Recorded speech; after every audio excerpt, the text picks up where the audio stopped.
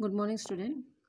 तो आज हम करेंगे, जैसे कि आप सबसे मेरी बात हुई थी कि पार्ट 16 पहरुए सावधान रहना। चूँकि ये पैराग्राफ तो हमने अच्छे से रीड किया है, लेकिन इसको और समझने के लिए कुछ पैराग्राफ को मैं दोबारा आपको रिपीट कर रही हूँ, जिससे उन चीज़ों को आप अच्छे से समझ पाए। जैसा कि इसमें हम जानते हैं कि कविता श्री गिरजा कुमार माथुर जी की है, जो स्वतंत्रता प्राप्ति के बाद भी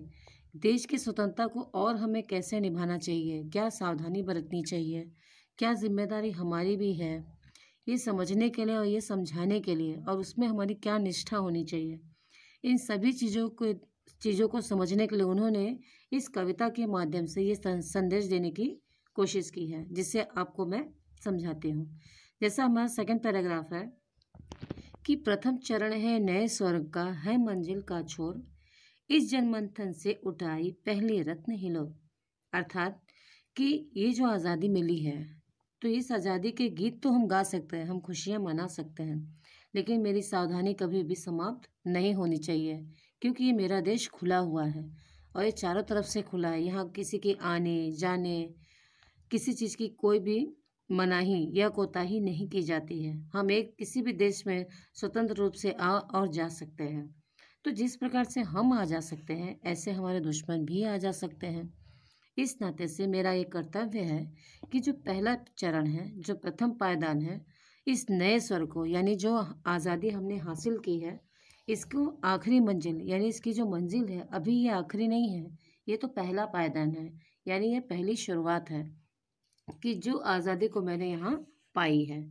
अब इसी चीज़ को कहने के तात्पर्य उनका ये है कि पहले चरण, यानी कि पहला जो पायदान है इस नए स्वर का, यानी जो जहाँ हमें हासिल हुआ है, जिसके पाने के लिए हमने कितनी यातनाएं सही, कितने लोगों के बलिदान को सहा है, इन सभी चीज़ों को समझने के लिए या उस दायित्व को निभाने के लिए हम कितने सावधान हैं, इसलिए उस मंजिल की तरफ तुम्हें देखना है और देखकर किस प्रकार से तुम्हें सावधान रहना है, वो सावधानी भी बरतनी है। इस जनमंथन से उठ आई पहली रत्न हिलोर। अर्थात ये जनमंथन यानी लोगों की सोच और विचार जब आपस में मिलते हैं, तो मिलने के तत्पश्चात ही हम उन चीज़ों को एक दिशा में जब बढ़ाते हैं या एक दिशा की ओर अग्रसर होते हैं, तब हम उससे किसी रत्न को या किसी चीज़ को हम हासिल कर पाते हैं। क्योंकि एक लकड़ी को तोड़ना सभी के लिए आसान होता है, लेकिन अगर वही लकड़ी का गट्ठर एक साथ इकट्ठा हो जाए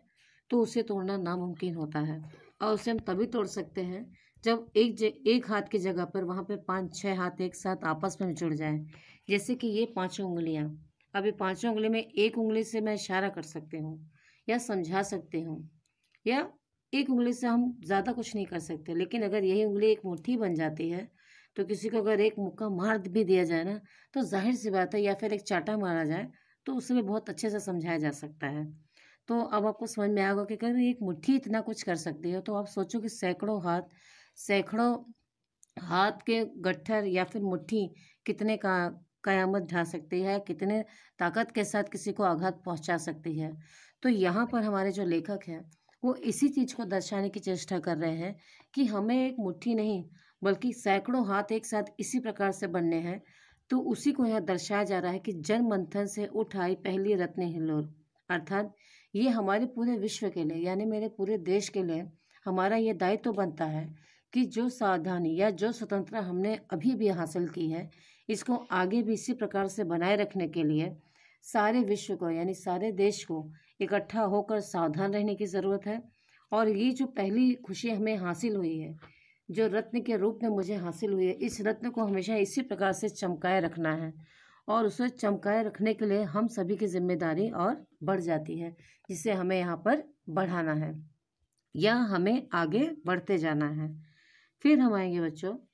कि अभी शेष है पूरी होना जीवन मकता डोर, क्योंकि अभी नहीं मिट पाई दुख के विगत सावली को, ले युग की पतवार बने अम्बुधि महान रहना, पहरुए तू सावधान रहना। अर्थात अभी शेष है पूरी होना जीवन मुक्ता डोर,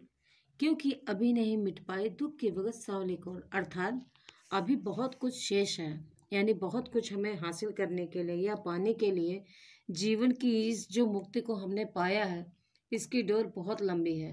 और उस लंबी लंबी डोर को मजबूत बनाए रखने के लिए अभी बहुत सारी चीज़ें करना बाकी है, क्योंकि जीवन की इस मुक्त आहार को जो हमने धारण किया है, उसकी गांठों को यानी उसके धागे को हमें बहुत मजबूत करना है, क्योंकि अभी नहीं मिट पाए दुख की विगत सांवली को। दुख के जो बादल घटे हैं या जो स्वतंत्रता हमने इतनी मुश्किल और कठिनाई से हासिल की है, ये अभी हटी नहीं है, क्योंकि दुख के वो जो छाए हैं, जैसे अगर किसी भी देश या परिवार में जब कोई स्वतंत्रता को प्राप्त होता है, तो स्वतंत्रता को प्राप्त खाली वो व्यक्ति नहीं होता है, बल्कि उसका पूरा का पूरा परिवार होता है। जब जब वो क्षण आएंगे, जब जब उन्हें अपने बच्चे की याद आएगी, या जब जब एक माँ अपने बच्चे के लिए रोएगी, या एक पत्नी अपने पति के लिए रोएगी, या एक बच्चा अपने पिता के लिए रोएगा, तब तब हम हर जगह उस परिवार को दुखी पाएंगे। और ये दुख की सांत्वना कोई नहीं दे सकता, क्योंकि ये उनके साहस और पराक्रम का परिचय होता है, जिसके आधार उनके आंसू गर्व के रूप में आते हैं, और गर्व के आंसू कभी भी बहते नहीं हैं। उनकी आंखों में, उनके चेहरे पर एक तेज हमें दिखाई देता है, जो उसी व्यक्ति के लिए होता है जिसने उस बलिदान के स्वरूप अपने आप को देश के लिए निछावर कर दिया है। तो इसलिए ये जीवन की मुक्ता इतनी आसान नहीं है, इसे अभी हमें और निभाना है, क्योंकि ये दुख के जो सांवले पल है, या इस दुख का जो सांवली घटा है, ये अभी भी घटी नहीं है। ले युग की पतवार बने अब बुद्धि महान रहना, पर वे सावधान रहना।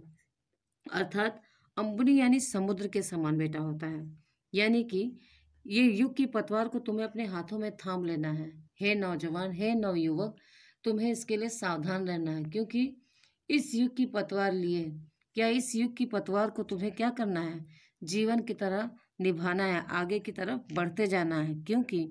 जैसे समुद्र एक महान धारा है, और समुद्र चारों तरफ से फैला हुआ है, प्रकाशित है, उसकी लौ कहाँ तक जाती है, उसका छोर कहाँ समाप्त होता है, ये आप और मैं नहीं जानते, लेकिन हम इसके हिसाब से ज़रूर ये कह सकते हैं कि इसे हमें कैसे महान बनाना है। जैसे समुद्र की गाथा सैकड़ों प्राचीन वर्षों से और आगे भी गाई जाएंगी, ठीक उसी प्रकार से मेरे देश की सावधानी या मेरे देश के लोगों के लिए इस देश को और महान बनाए रखने पर, कि सोचो इसकी गाथाएं सैकड़ों सैकड़ों वर्षों तक गाई जाएगी। इसलिए इसके लिए मुझे सावधान रहना, यानी हे सिपाही, हे पहरेदार, तुम्हें सावधान रहना है।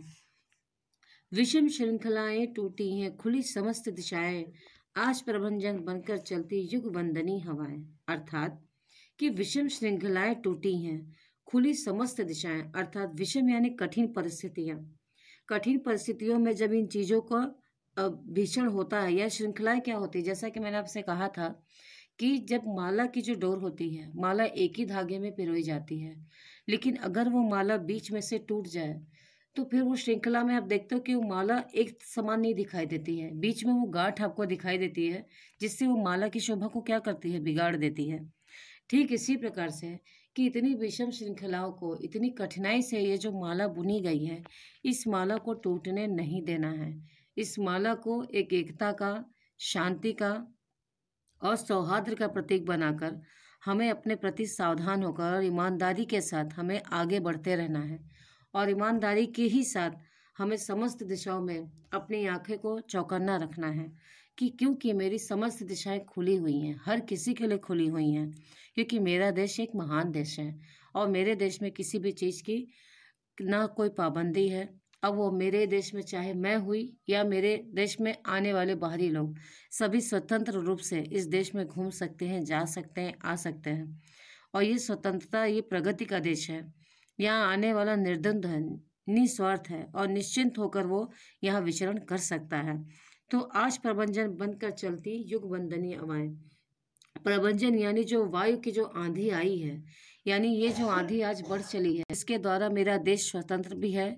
और उस आंधी में हम सभी को एक साथ इकट्ठा होकर कर से आगे बह जाना है, बढ़ जाना है, जिसके साथ साथ मैं कभी वहाँ डगमगाऊँ नहीं। और ये आंधी इस प्रकार से है कि इस आंधी के द्वारा लोगों में वो जो सौहार्द था, जो एकता थी, जो हर एक विपरीत परिस्थिति में एक साथ होकर शत्रुओं का सामना करते थे और अपनी देश की प्रगति के मार्ग में आगे बढ़ते थे, ठीक उसी प्रकार से मुझे भी आगे बढ़ते जाना है। क्योंकि ये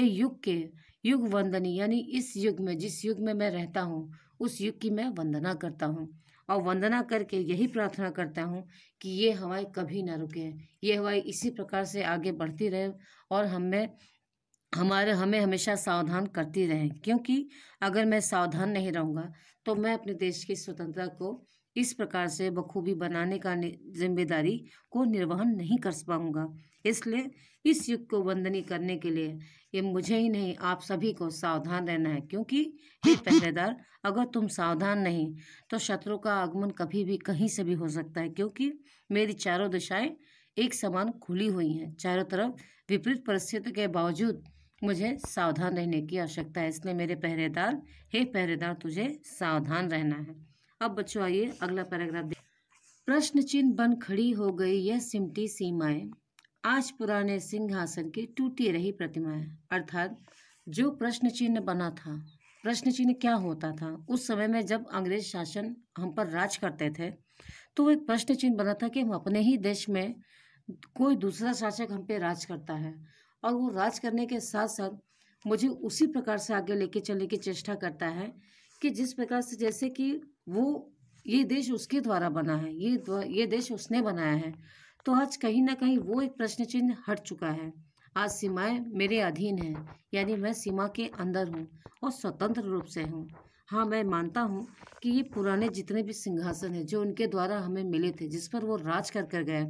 आज कहीं ना कहीं उसकी प्रतिमाएं मुझे टूटी हुई नजर आती हैं। क्यों नजर आती हैं? क्योंकि अगर शत्रु देश छोड़कर चला भी जाता है तो उसकी एक अमिट छाप होती है जो धुंधली होने में समय लेता है, वक्त लगता है उसे। और उसी प्रकार से मैं कह सकता हूँ कि ये जो पुराना सिंहासन है, इसकी प्रतिमाएं अब टूट तो गई हैं, लेकिन मुझे इसे जड़ से समाप्त करना है। क्योंकि अगर मैं सावधान होकर अपने देश की रक्षा नहीं करता हूँ तो ये जो पुरानी सीमाएं जो हमसे बिछड़ गई थी और जो आज हमें वापस आके मिल गई हैं,